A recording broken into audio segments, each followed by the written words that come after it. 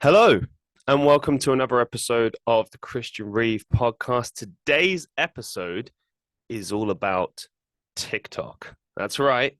We're going to do an entire episode on TikTok because TikTok is a big part of my life. I can't believe I'm saying that. But do you know what? The app has changed a lot over the last few years. I mean, back when I had originally heard of it, but in 2018, I believe it was, um like many other people, I just assumed it was this dancing app for kids or something. And in many respects it still very much is about just dances and stuff, and just having fun. But then I started to see older content creators on there doing different things, doing things like just skits, I suppose, writing their own music and stuff, and just generally having a place to showcase their creative endeavors. And that obviously piqued my interest. And I started meeting people online friends who were sort of saying like, "Hey, listen, you're kind of sleeping on this TikTok thing. You need to get on that wagon." And I had a couple of stints, and now it's a regular fixture in what I do. I do these regular live streams. I post my acting and music on there and whatnot. And also, I have fun with it as well. I have a lot of fun with TikTok. And I think, if nothing else, that's what TikTok should be about. It's having fun and just kind of seeing where you can go with it. So today's episode is going to kind of be a mixture of questions given to us by the wonderful Vilma. Shout out to Vilma, big friend and big friend and follower of the show, and everything else that I'm doing. And without her, this show wouldn't have happened, because I really didn't know how to sort of approach it. I mean, I thought about maybe talking about my experiences on TikTok, but I kind of felt like that was a bit boring. I mean, there have been a lot of crazy stories and stuff that, things that have happened whilst being on the app. But I think I wanted to kind of cover TikTok at large, kind of do like a breakdown of the good, the bad, and the ugly when it comes to TikTok. Because, just like any other social media app, it's got its flaws, but it's got its, what's the opposite? I don't know, triumphs, good things about it. And I guess I just kind of want to dissect it a little bit, and also share some of your opinions that I received on Reddit. Because, as always, I ask a bunch of people on Reddit various questions, and I get varied responses, and many of them were quite interesting. So we'll delve into those afterwards. But I think for now, we're going to start with Vilma's questions. So thank you so much, Vilma, for sending these in. Um, Anybody listening, please send in your questions, and I will turn them in to future shows, or I will include them within a show, or I'll ask them to a guest, or whatever the case may be. The podcast is now sponsored by Anchor, which is mad to think about. So it's actually going to make money now. That's weird. This show is finally going to make some money, albeit not a lot. But to me, it's more just the principle, just knowing that this show is now sponsored. It kind of, I don't know, I suppose it lends some credibility to it. And we've got a lot more guests coming up very soon. And I'm going to do more of these topic episodes, as I've been promising for a long time. I've been enjoying them. You guys seem to be enjoying them. So I'm going to keep doing them. And I'm obviously going to keep doing Life with Christian Reeve on the Patreon. Part two of the high school memories coming up very, very soon. For those who don't know, I have Patreon. You can get exclusive access to that at patreon.com/Christian Reeve. Now, let's stop the plugging, shall we, and just get into this. What's the weirdest thing you've seen on TikTok? Now, when I was going through all these questions, as I always do, I sort of sit down, make notes, and like literally just bullet points.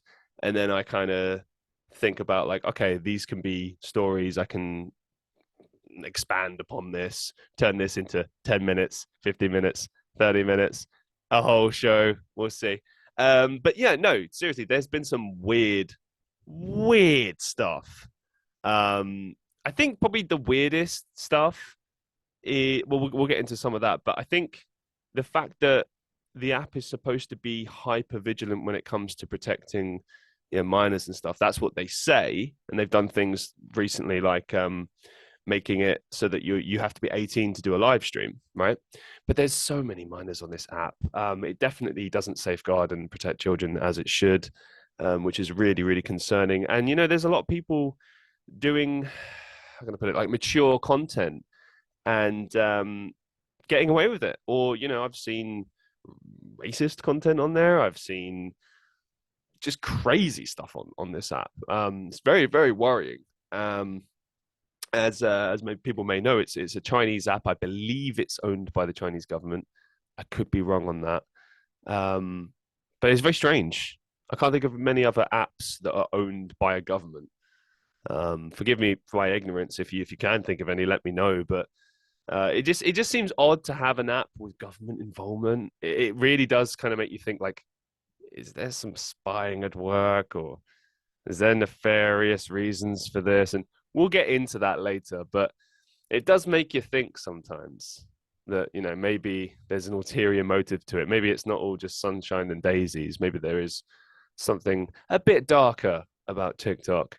Certainly there's been creators who have, some of whom have committed actual crimes. People who became, like, there was one the other day I saw that was a creator who did a bunch of like Skyrim style NPC videos, and he was really, really good at it. And then, I hadn't seen him in years at this point, because he sort of rose to prominence during the pandemic.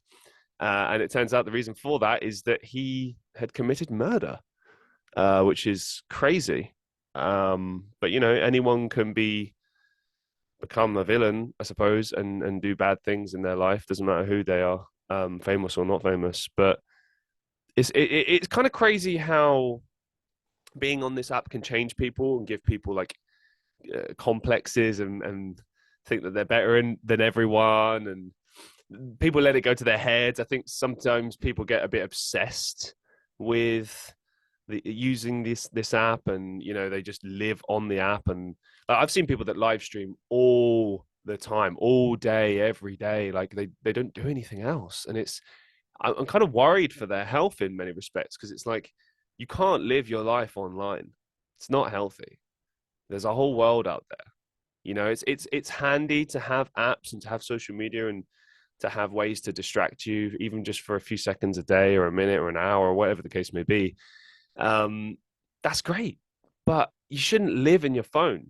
And I'm sorry, I don't want to sit here and sound like I'm lecturing everyone, but it's something we all know, and I don't think we really appreciate enough. You need to take breaks from this stuff. When I go out, I go out. I'm not looking at my phone. Maybe once in a while I might look at it, but if I'm out, I'm out, and I'm enjoying it and being in the moment. That's how it should be. Not just sitting on your phone all the time. It's bad.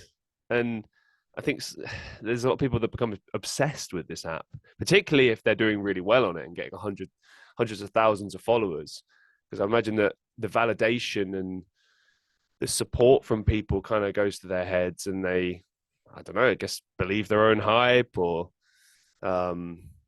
maybe they even believe they're famous, and that goes to their head. I don't know, but it's a bit weird, and it's kind of crazy. But yeah, let's talk about just some of the random stuff that I've seen that are quite common on live streams. Egg scraping live streams. Exactly how it sounds.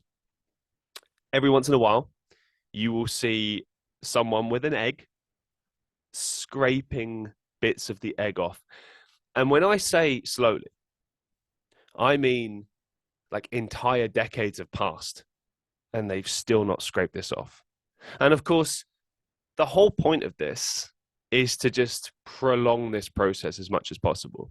And it's one thing that's frustrating about this is that bizarre live streams like this, are the ones that get like hundreds of thousands of views, thousands of views. And I don't get it. I don't understand. I mean, what am I missing? Why is it so fascinating? Is it the weirdness of the fact that someone is doing that? The absurdity of it? Is it just, I don't know, somehow mesmerizing? I mean, my live streams are literally, I sit down, I talk to everyone in the live stream. Sometimes I'll play music. Sometimes I'll give advice. Sometimes we just discuss things going on in people's lives, or I tell stories. But there's always something going on, some interaction, some activity. Not just, I mean, not to say that egg scraping is not an activity, but as far as activities are concerned, is it entertaining to watch that? I don't know. Maybe. Maybe if you're high, I guess it could be kind of funny. Uh, but it's just weird. It's weird. And then another element to this, which happens for all these types of weird broadcasts, is that people just send hundreds of gifts. You'll just see a never-ending cycle of notifications of people sending roses and gifts of, and it's like, why? Why are you giving these people your money? You know, give it to people that are doing good, like actually creating good content for you, or doing charity stuff. Even better, give money to people that are doing like charity live streams. Don't give it to this idiot just scraping an egg. I mean, you can do what you want with your money, but it just sound, it's weird. It's frustrating. I'm not gonna lie, it frustrates me that those live streams get thousands of views for nothing, for literally fuck all. And here I am busting my ass trying to get like even just 5 people in my live stream, which, hey, don't get me wrong, I love that. If I can get like one person in my live stream, I'm a happy camper. And I'm just blessed to be able to do that and entertain someone, right? But a little part of me every once in a while does get a little bit infuriated that I couldn't get more people. But it's because people would rather watch that. And I don't know if that means that people just have low attention spans on the app. You know, it's that kind of an app, isn't it? It's kind of crazy that the live streams do so well in the first place. But then again, I suppose it's more about the interactivity rather than, you know, the actual long form content format, you know. But then again, I've got a whole community that I've built on TikTok, a live stream community, and many of whom regularly come back and they'll stay for an entire hour, 2 hours, whatever. Some people pop in and out. But that's crazy to dedicate a bit of your time. And this is why I always say thank you to these people, because you know, you sit down and you watch the content and you interact and you get involved. And it's very humbling. I'm very grateful that I get to do that for people and that people enjoy it that much to stick around. And it means something. It really does. But it is a surprise because it's like, okay, I guess these people, that there are people on this app that do want sort of longer form content. And interestingly, TikTok has trialed it. They have released like longer form videos, but inevitably the ones that are the most successful are the ones that last for like 15 seconds, you know, or 20 seconds, a minute, whatever. Like that's kind of what the app is in a nutshell. It's just quick snippets, quick. Like you keep scrolling, keep scrolling, keep scrolling. It's just an updated version of Facebook, really, when you really look at it like that. Facebook's biggest achievement was having that just never ending news feed that just has loads of stuff on it and it never ends and you're constantly engaged in something, I suppose. And TikTok is no different. You got the For You page and you just get thrown random stuff. And you know, it's funny like how your phone is always listening as well. And the minute you start saying certain things keep coming up. You know, if I talk about like the Addams family, I'm going to get a bunch of Addams family related content keep coming up. And that's just because of technology and everything is listening in on your conversations now and tracking you and stuff. But it is interesting. I don't know how many times I've said it is interesting. I'm pretty nervous today. I'm not going to lie. I'm pretty tired. Just got back at like 1 p.m. or something after a bit of a crazy night. Gave myself a night off, so to speak. And I didn't come home last night. So there you go. But I wanted to do that. I needed to do this podcast today. And I know that will make it sound like, oh, he's just trying to get it out of the way, get it done. I love doing this podcast. I love it. I don't know how many times I've said that, but I absolutely adore doing this podcast. And it's always the same. You know, when I feel like I'm not up to it or I'm tired or something like that, I'm like, oh, the prospect is killing me. Oh, I don't want to do it. Don't want to do it. Don't want to do it. And then I sit down and I start doing it and I love it. I'm instantly reminded why I love doing this. And it's amazing to have got to this point where I actually feel comfortable enough to sit here for maybe an hour, hour and a half, and just talk at length like this and just shoot the shit. You know, I couldn't do this 2 years ago. Just did not have the confidence. Did not have like a set approach. Like I remember looking at the old videos I had back then where I was just doing like vlogs and stuff, and it was so awkward. I just was not comfortable in front of a camera, and I just didn't know what to say. I thought about putting on a persona and be like, "Hey guys, welcome to the video," and I tried that, but it's just lame as fuck. You just have to be yourself, but it's easier said than done, isn't it? You know, I mean, I like to think that this is myself, but it's pushed a bit to you. It's elevated. It's there's a slight performance element in it. I am presenting to you. You know, if we were in a normal conversation, it wouldn't be like, and hi, welcome to the next part of the conversation. You know, it wouldn't be like that.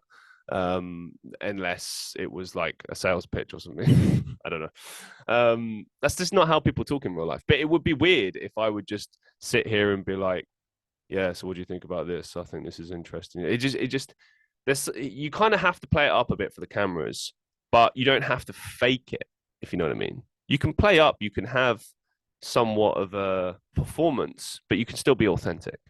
And that's what I've tried to do. Whether or not I've succeeded, it's subjective. It's up to you guys. You let me know. You let me know. But yeah, I just loved it in this show. Thanks for listening, guys.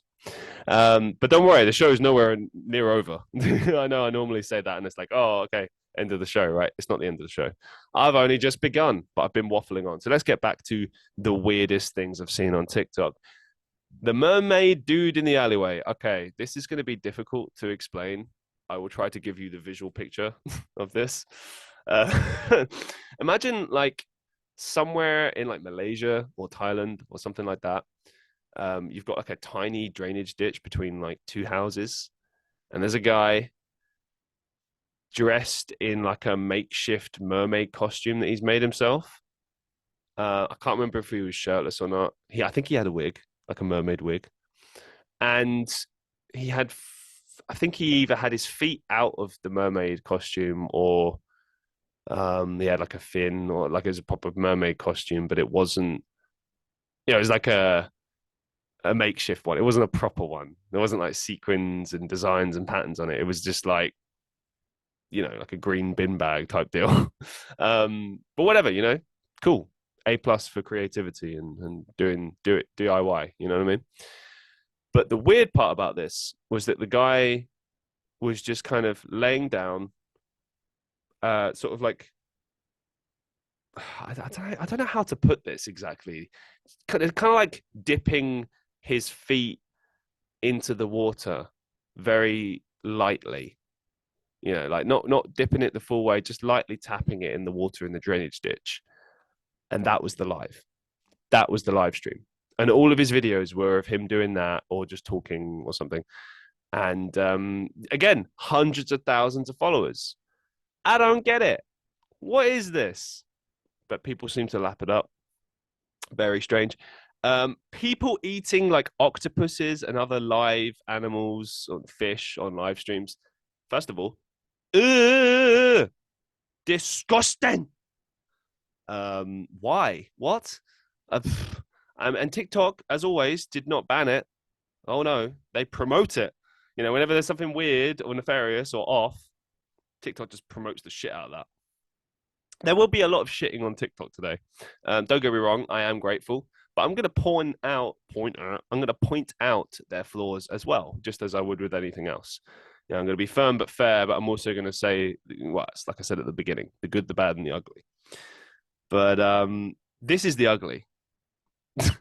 I don't understand why people are into this shit. Maybe it's absurd. I mean, people like mukbangs. People like to watch their favorite creators eat. I mean, Lord knows I've done live streams where I just was pressed for time and I needed to do a live stream. So I did the live stream whilst eating, and lo and behold, my numbers went up and people were interested. And I'm like, why? I'm just sitting and eating. I'm not doing anything. But apparently that's fascinating to people. I don't know. Just as it's kind of the same as like watching people play games. I've done that as well. Like, not throwing stones or anything, or criticizing it, but it's just like kind of odd when you really think about it. Like you would want to play the game. Why would you want to watch someone else play the game? But not everyone has the luxury of owning the game and being able to do it themselves. And maybe you could throw the same mindset over to eating food. It's like, oh, I wish I was eating that. Maybe I don't know. I've seen a lot of good mukbangs where they'll eat, but then they'll talk about something, and they'll sort of turn it into like a mini podcast type deal. I think that's at least somewhat decent content. And then I don't know, maybe something all funny will happen while they're eating. Like maybe they'll get like sauce in their eye or some shit. I don't know. Can just liven things up, you know. Moving it on, sleeping live streams. I don't know if these are much less weird or just bizarre.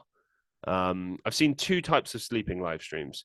Either one, it's just someone in the bed sleeping, and it'll be like 4 hours, and it'll just be that. My guess is that maybe it's sort of comforting, maybe. But if you never speak with the creator ever, you know, you never hear them, you never hear them do anything, they just sleep and that's it. Just seems kind of boring, kind of strange that you would want to watch that. Kind of reminds me of back in the day when you could watch programs like Big Brother and there would be footage on like 5, 6 a.m. because they used to have like 24-hour feed, but they wouldn't play 24-hour feed on the television, but they would kind of give you live feed in the morning and stuff. So like 6 a.m. you could just watch them sleeping, and it was really odd and boring. And like occasionally that maybe someone got up and like made themselves a sandwich or just walked around, but basically nothing happened. And this is weirdly no different. People are obsessed with watching people sleep. Now, the other form of live stream, which I'll admit, I kind of find it interesting in that kind of morbid curiosity way, is people will set up a deal where they'll lay down in a bed and try to sleep, and they've somehow connected their tablet or device to like a soundboard type deal.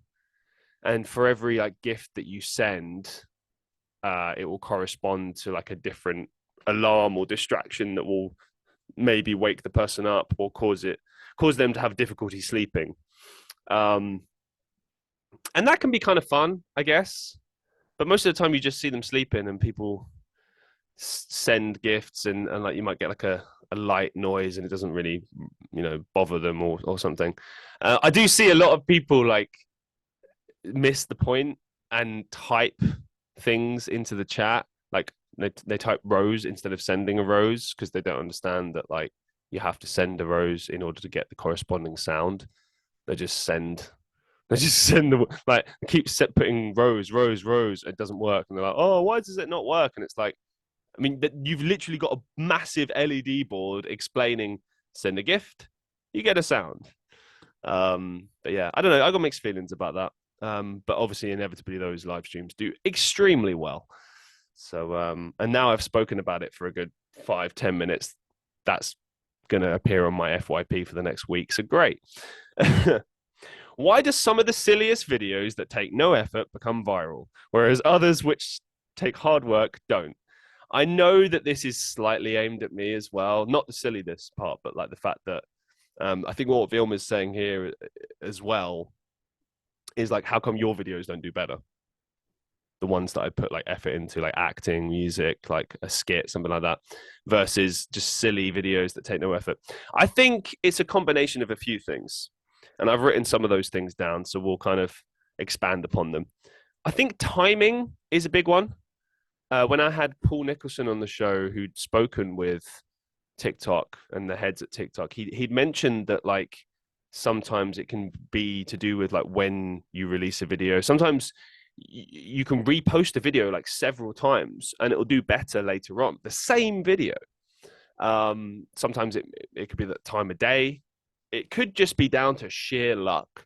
Like one video that I had that went viral in like Saudi Arabia and like Algeria and the Middle East, and it was super random. It got like nearly 3 million views, and all it was a stitch, which is basically when you take one video and then you add something to it, either like a reaction, or you expand upon the original video and add content to it. That's what a stitch is. And that's what my video was. It was just someone saying something silly and funny, and then I was like, "What?" in like a silly voice, and that was the video that did immeasurably well and got me like 28,000 followers and nearly 3 million views, and it was wild. It was a fun couple of week, I think, of just seeing the numbers keep rising and everything. And I naively thought at the time, and I've covered this on the show before, but I naively thought like, this is it. This is the beginning of my online content creator career. Now I'm going to become super rich and successful and famous, and this is the beginning. And it's like it didn't happen. Like, but it was interesting, and I learned a lot from it. And I think the biggest thing that I learned was, yeah, it mostly just comes down to sheer luck.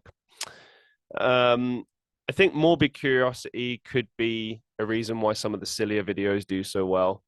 The sillier, the better. I mean, there are a lot of kids using this app, so it kind of makes sense that the sillier, goofier kind of videos are going to do better than like more serious ones. It's not to say that serious ones don't do well, but you've got a change in demographic on the app. But I will say, in the last couple of years, there's been more content aimed at older generations.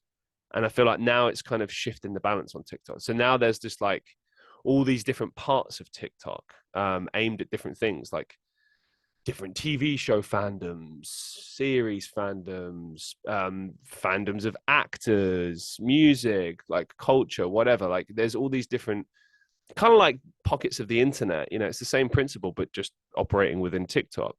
And because of that, you've got all these spaces for people to be. And so you can be on that app all the time and have no idea who certain people are, yet they could be some of the biggest creators on that app. But it may be that you've just never seen them. Their content has not been pushed to you because it's just not relevant to you in some way. Or again, luck, you've just never seen them. It's interesting to me, the content that gets pushed my way, it's not often like those blue tick creators. It's just either people that live in the local area to me, or people around the country or around the world even, posting somewhat similar content. Like I see a lot of music related ones, and that makes sense being that I'm a musician, and I post a lot of music related content on the app. But other than that, it's kind of a random free for all, and anything can appear on that FYP. And obviously, if you show interest and engage with it, then you're going to see a lot more of that stuff. And sometimes you just stumble across weird stuff.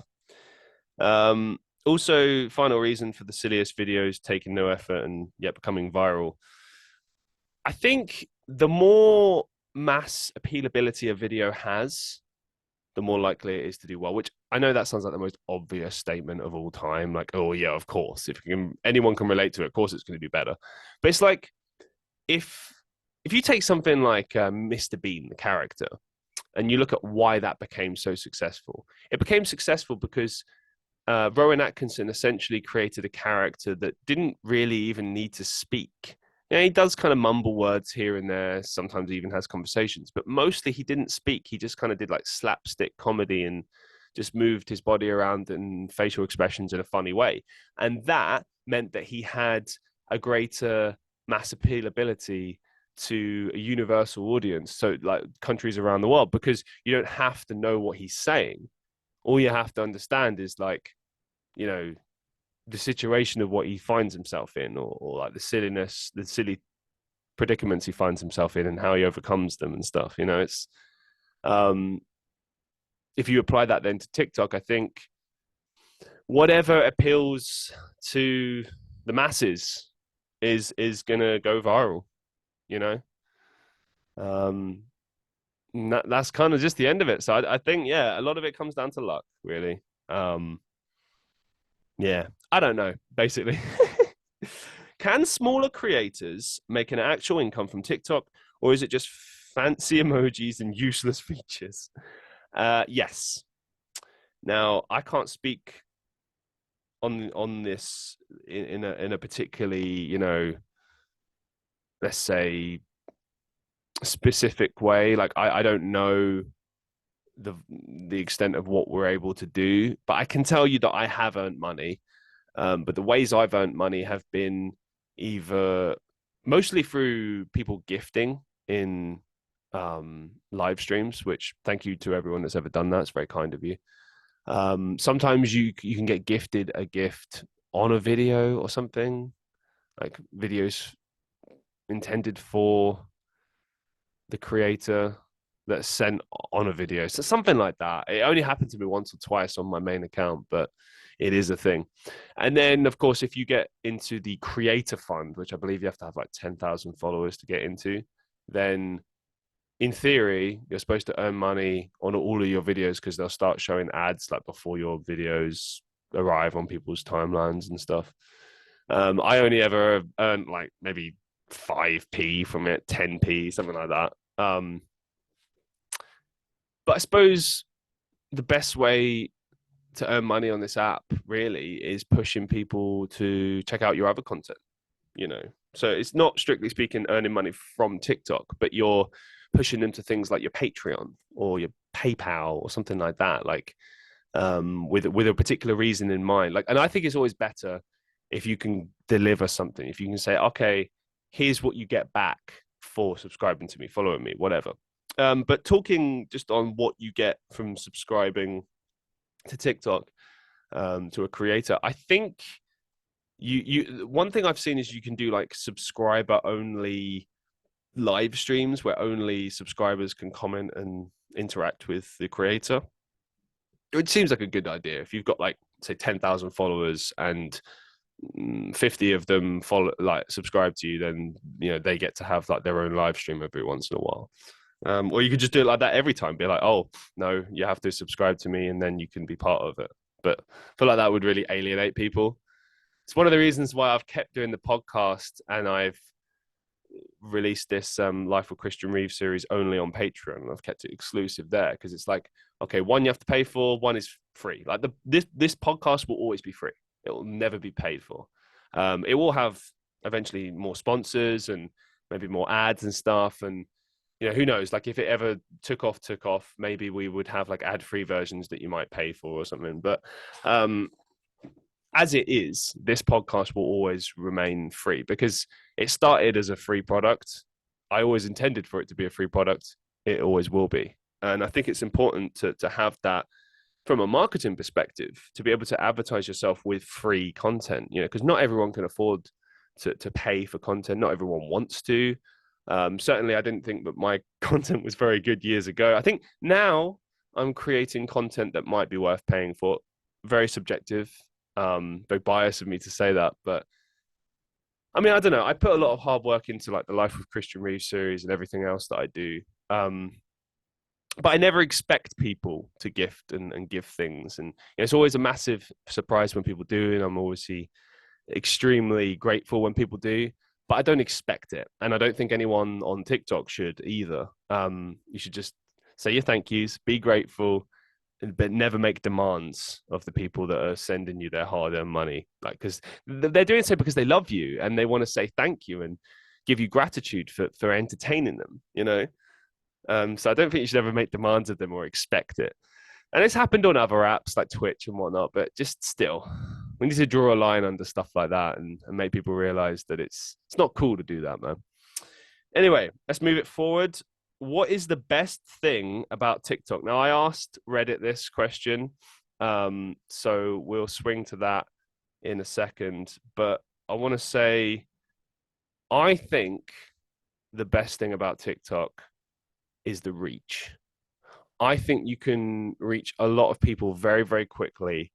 And that, to me, is one of the best reasons why, you know, you would seek to use this app. You know, obviously there's going to be other reasons, but I feel like, you know, when I was on Twitch, I never really gained like new followers out of the blue. Like it would happen every once in a while, but mostly it was just the hardcore audience that ironically I'd built on TikTok first, who moved around with me from app to app while I was going through this transitionary period of originally being blocked on my main account, which is a whole story in of itself. I think I've told that on the show before.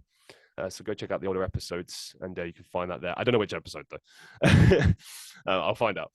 But yeah, I was banned from live streaming on my main account, and then I didn't really know what to do after that. I was like, oh, like, hardcore followers of mine did, and I'm immensely grateful. And some of those people still follow me to this day. It's incredible. So thank you. But not everyone did, and I think it's because most people maybe like to stick to just one app as opposed to having many. I mean, I have all the apps because I'm trying to promote myself everywhere and maximize visibility for myself. But I can understand why people don't want to. Like, I know people that don't have Instagram, don't have YouTube, don't have Facebook. I mean, I don't really use Facebook, but the point is, it's as a creator, you kind of got to have a presence everywhere. But if you're just a consumer of content, um, I guess you're going to choose apps that you dig, and if you don't dig the other ones, you're not going to have them on your phone, are you? You're not going to use them. So yeah, I would say reach is the best thing, especially since I've been able to reach people from like around the world. Like I've reached people in America, Canada, like Thailand, the Philippines, all over Europe, Australia. It's amazing. Continues to just blow my mind. And some of these people keep returning and keep checking out my content. And I'm like, thank you so much. Like, amazing to have you here. Like, it's crazy even so to think that it's happening in real time as well.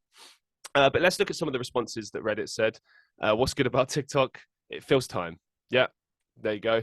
Pretty simple, isn't it? You need to just spare it a few minutes, kill some time. You'll definitely be entertained on TikTok. One person says, I like my TikTok feed. I follow a lot of disability advocates, cool, whom are often disabled, physical and or mental influencers. TikTok helps me with cultural awareness, and I like that I can learn random trivia. See, this is brilliant, yeah, because you've got different generations on there. Gosh, the amount of music I've discovered through TikTok has been mind-blowing, because all these really cool songs that are usually new songs, but sometimes they're older songs, like from many, many years ago, like 80s songs or whatever. They just become viral on the app. They keep getting used, especially in tandem with like a particular trend, and then they just become like good. It was just good music. The amount of times I've Shazammed things that I've heard on Spotify and have added it to my playlist is crazy. So I totally get that, like learning from the app and stuff. And yeah, it's like I was saying earlier, there's different pockets on the app, different places you can reach. There's Book Talk, for instance, people just doing live streams where they just read, do like little nighttime bed story type deals. And that's awesome, that people offer that sort of content. So yeah, algorithm for the feed is amazing from XYZ from the block.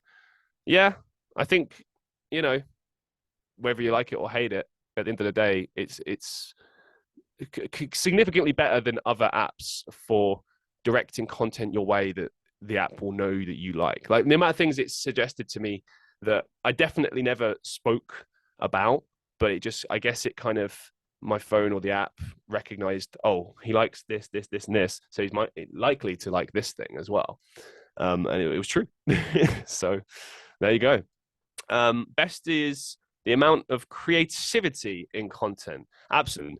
I like how creative people get with trends, especially when there's like a trend that becomes really popular and then someone will slightly change something about it and like set off a whole new trend, like a sub trend of a trend, if that's a thing.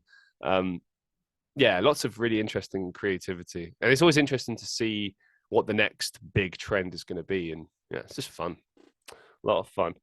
A lot of just negative comments here. We'll get to that in a second. Is TikTok just for fun, or is there a more serious side to it?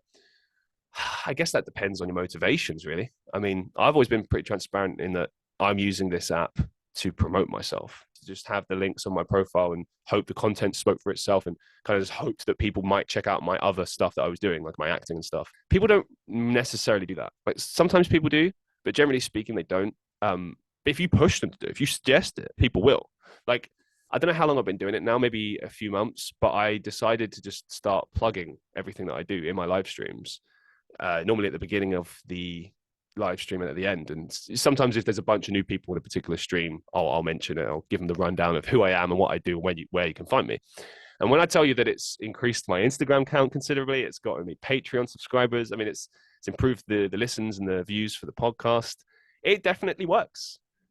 Promoting yourself and pushing yourself on apps like TikTok works, but you've got to have structure, I think. If you want to be a content creator that seeks to monetize what they do and build a community and then promote your content to that community and kind of maybe get those people to check out everything that you're doing, it's a lot of work, and you have to be top salesman and just constantly be selling stuff. But you don't have to spend every waking moment doing that, like when I do my live streams, I try to keep the plugs to a minimum if I can.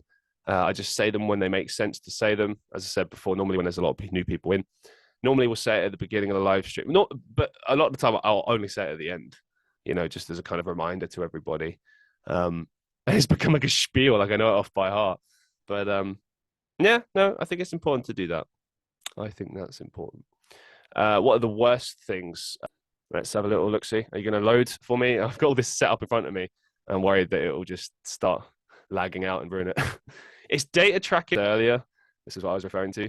I mean, it's data on TikTok, but supposedly data on your phone as well. So it's clearly a privacy issue. Also, it's Vilma sent me a question here. TikTok is under review by the EU for EU citizens' data being breached by the Chinese government. What do I think about that? And what if TikTok gets banned in the EU? So what I think about it is, I mean, Europe and China, different regions of the world. And I guess TikTok will have to acquiesce and change things up. If they don't, they just won't be allowed to operate here. So they'll have to change up things.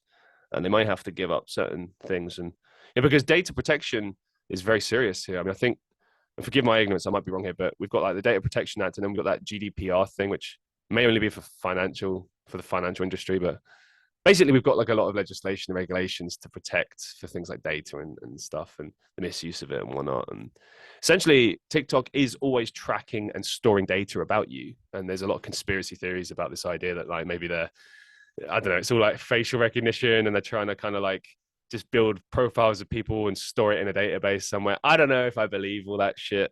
Maybe it's true, maybe not. Who knows?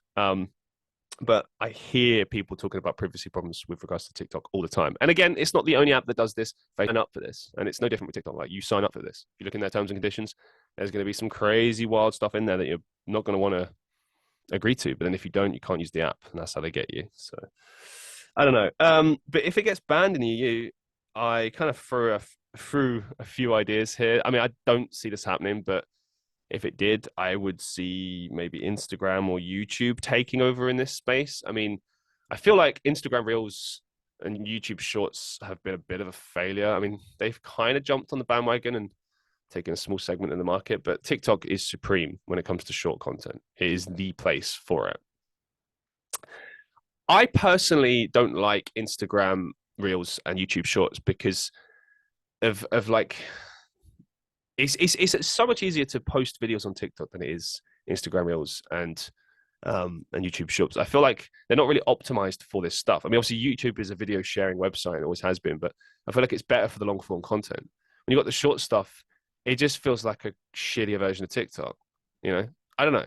I mean, it's pretty easy to upload videos. It takes like 5 seconds and stuff, but it's just, I don't know, it just doesn't inspire me. Do you know what I mean? I don't get like, ooh, YouTube Shorts. I just do it because it's like another place to advertise. Maybe that's the wrong attitude to have. I don't know, but I just can't see those apps taking over. Not unless they make big changes and make a commitment to just changing everything and doing something new. And speaking of new, maybe a new app will come on the scene and take over. I highly doubt it because, I mean, TikTok has been building for years. I think it used to be Musically. I think that's what it used to be. And they changed the name to TikTok. And I mean, it's had like 5 years of supremacy, as far as like being the number one social media app by numbers and just everything else. And seems like even just people who just want to muck around and have a laugh downloading this app at an alarming rate. And I think TikTok knows that they're not in any danger of losing their market share at all. I just can't see that happening. Why do I think TikTok has such a big appeal and Instagram cannot replicate this despite having added reels and live streams? So obviously I've touched on this, but I'll try to kind of give a small succinct. It comes down to like things like APIs and just how everything looks and feels when you're using it. I feel like TikTok feels a lot more smooth, and it's weird because like Instagram was the image app and it still is, but it's like then on Instagram or posted a video, the quality always just fucks up. Even if you got a good camera, it always looks a little bit lesser in quality. Like I've got a really good camera on my phone, right? But when I post my videos onto Instagram, I don't know why, but it looks like they've gone through like a shitty filter and now they just have dropped in quality. And I don't know why that is, if it's just a shittier structure, well, not structure, a shittier like engine system that they've got for Instagram. Um, but they've been around for so long. They're acquired by Facebook, and Facebook is running so many things now. But I think that they're just not like prioritizing it in the way that they should, and maybe they're missing out. But I could never see them being able to replicate what the success that TikTok has had. I mean, I think they've certainly made a good go of it, but to me, it always just feels like they just copy everything that TikTok does, and not very well. But yeah, that's why I would say it has such a big appeal, because it's everything originates there, and people often will mention the fact that content is often, and I do this, I'm guilty of this as well, like repurposing of content. Just you made it on TikTok and now you're posting it everywhere else. And obviously there's like apps where you can like remove watermarks from the videos, and it looks like it's just a regular video now. Even that stuff. Let's move it forward. I think, yeah, so some of the answers I had actually just for that final question, I didn't realize these were answers. I don't understand my own notes. Ease of use, it's easy to create videos. Yeah. The UX, UI design might simply just be more appealing. Sometimes things are just more appealing when they look better. Sometimes I will say I don't like the look of YouTube Shorts. I really don't. It's just not appealing in the slightest. And people might not want to use Instagram because of its connection to Meta. For instance, people left in droves from Facebook because of fears of their data privacy. And you constantly hear about people leaving Facebook or not having used it in years and stuff. And I feel like if TikTok continues in the manner that it is and it gets in trouble for data privacy concerns, you may see the same thing happen with TikTok. But it'd be a lot harder because Facebook has kind of deteriorated in more recent years as far as like popularity is concerned. But TikTok just keeps growing and growing and growing, changing and becoming like the app. And I don't think it's not going anywhere. I couldn't see any new competitor coming on the scene and changing that up. I mean, I think at this point it would be impressive if they could pull that off. But yeah, let's look at some of the other responses to the bad things about TikTok. Giving yourself ADHD. Well, I don't think you could give yourself ADHD by watching it, but it's a medical condition, so it's not really how that works. But I think what this person is driving at is that, like, it does affect your attention span. And it's true, because it's that instant gratification thing. You're just constantly looking for that 5 seconds of pleasure. You're like, oh yeah, good video, that was a fun video. But if you don't find it, you're going to keep scrolling and scrolling and scrolling and scrolling until you get that fix. It's almost like a drug. That's why I think social media obsession is dangerous, because it is like a drug. It's intoxicating, and I think people lose themselves in it and get too obsessed with it and forget that it's just an app, and that sometimes it's just good to put the phone down. And like you see this all the time, people watching movies and just sitting on their phone. And again, not throwing stones by any shade of the imagination. That's not how you say that. You know what I mean? By any stretch of the imagination. I do it too sometimes, and it's bad.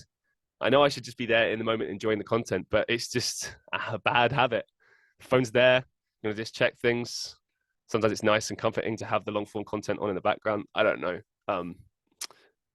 I don't know. Who am I? But yeah, there you go. That's it in a nutshell, really. Yeah, and so a lot of these responses from people is the same. It's the same thing. I'm stumbling my words. A lot of privacy problems and killing too much time because it's addicting. Be self-aware and use your limited time in life to do good things for yourself. I agree, absolutely. One person just said in response to what's bad about TikTok, everything. It screws with young or emotionally vulnerable people in negative ways, such as self-harm. Self-harm disguised as a challenge. See, this is kind of what I was talking about earlier about the more dangerous stuff on the app and how it can affect minors, because there are a lot of teenagers using this app, children even, and they're on this app and they need to be protected, but they're being exposed to all this stuff, and it's difficult to, I think, as a parent to stop your kids from doing that. I mean, you can't be around them 24/7 and monitor everything that they do, and you can't, even if you did, I mean, they could still be shown it by other people. So it's never really like 100% something you can escape, Yeah, TikTok users being racist sometimes. I've seen content that is racist, but I've not seen like specifically TikTok users being like that. But that should be addressed, I think, in some way by TikTok. I don't know if they have done, but yeah. And also, yeah, shadow banning. See, I asked, excuse me, Paul Nicholson, who is a social content creator. He's been on my show before about this, and because he'd had a meeting with TikTok officials, and he basically just flat out said they'd never heard of shadow banning before, and maybe they were lying, who knows? But he basically had said to them like, "Is it real?" And they were like, "No." So I don't know, maybe it's not, but it does seem like it's a thing because sometimes you can go from getting like, let's say, like right now I'm averaging like 300-400 um, views per video. It doesn't happen straight away a lot of the time, but that's generally what I get, either accumulatively over time, over maybe a week, or suddenly. Sometimes it can happen that way. Um, but then there's other people like that they'll be on like 500 or whatever, and then suddenly like all their videos go down to just like 20 views, and they just can't get out of that. And I don't know. I don't know necessarily that TikTok is like actually shadow banning you, or if that's even a thing. But I do think that they purposefully push you sometimes, but don't push you other times. But I do think it's automatic as well. Isn't necessarily like governed by one person, or because how could you keep up with that many users? It must all be computer automated and that random. But who knows? Who knows such things? And I think we're at the end of the show, guys. Can you believe it? We're at the end of the show. Madness. By Vilma. Thank you so much, Vilma. Massive, massive shout out to Vilma for sending in all these questions and helping me to put a show together. What is the future of TikTok? So I asked I was gonna say I asked TikTok. I asked TikTok, what's the future of TikTok? I did. And I got a mixed bag of responses of platforms before it. What was that sound? What was that sound? There was a weird sound. What was that? There was like a beep, beep, bop, bop, bop. What was that? I'm freaked out now. That's weirded me out. I was not expecting that. Oh, there's someone watching. There's someone doing something. Maybe someone's hacking into the computer. That would be terrifying, wouldn't it? Me talking about data privacy issues with TikTok, and now someone's trying to like hack into my computer while I'm doing a Zoom meeting. That's what I use for the podcast, by the way. I use Zoom. It's possible for people to actually jump into your live streams and hack into them. I've seen it happen. I've seen like videos where people do it online. It's kind of crazy. But yeah, some people think the app will eventually fizzle out. I don't know if I necessarily believe that. I think every app has its day. I'm surprised Facebook has lasted this long. I'm surprised Facebook was the app that became the biggest app, social media wise. Because one person said MySpace here, like, what's the future of TikTok? It will be like MySpace, and MySpace was a lot of fun. It really was. It's arguably probably the best social media platform ever created. Because there was just maximum usability as far as being able to personalize it, and it inspired loads of people to get into coding and HTML editing and stuff like that. And there are all these things that it introduced that are now used by other apps as just like a normal features, but MySpace really spearheaded a lot of that. And there were apps before that, like Bebo was a big one, but I feel like MySpace was really the kind of the cutting edge app that, and it was a generational thing. It was 2005 up until about 2009. I mean, it did exist somewhat after that. It still exists to this day, but it's not the same, and it never will be. So I think that's a very fair response, that TikTok will become like MySpace. But you never know. I mean, as with anything in life, if you continue to evolve and change with the times, then you can stick around, and people will still consume what you do. I mean, if you look at big businesses like McDonald's and Coca-Cola and stuff, like, they could probably get by just doing the same thing they've been doing for the last 50 years, but they don't. They always, I mean, they do that, but they also add new products all the time, trial different things, do fun contests, whatever, try to keep people's attention, and remind them like, hey, we exist, buy our stuff.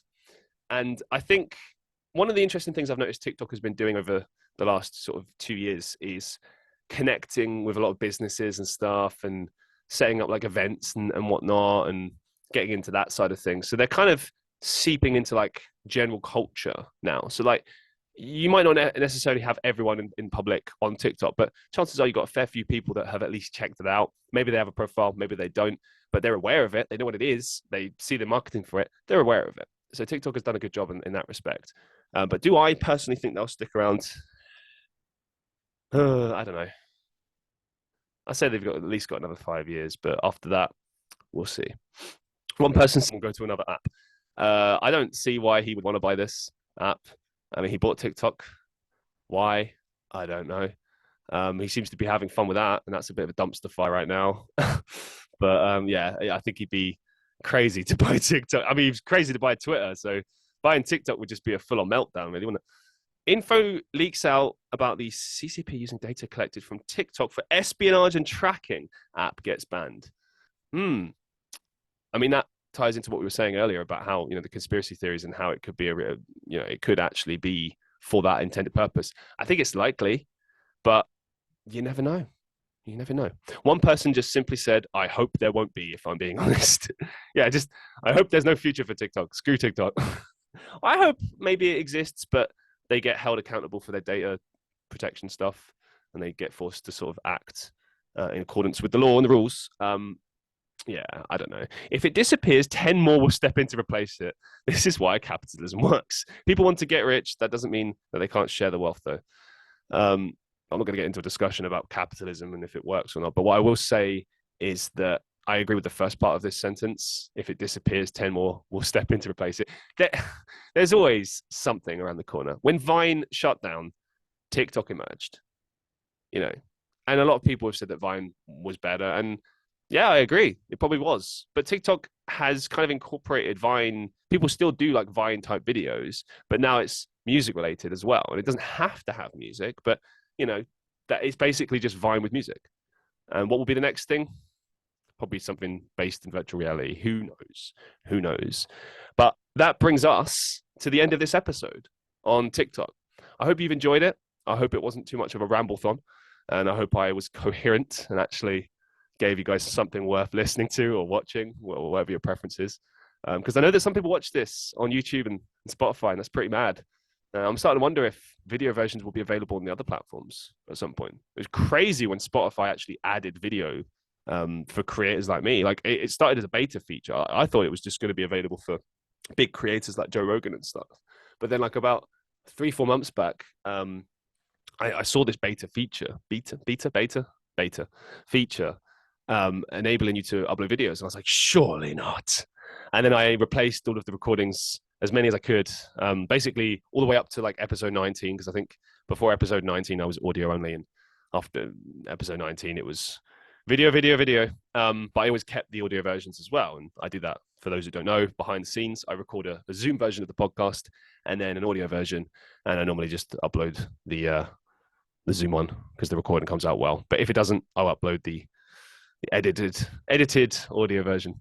So boring podcast talk there. But yeah, it's simple. That's how it works. I hope that you enjoyed this show. If you have any questions about TikTok or you want me to do a follow-up or something, let me know.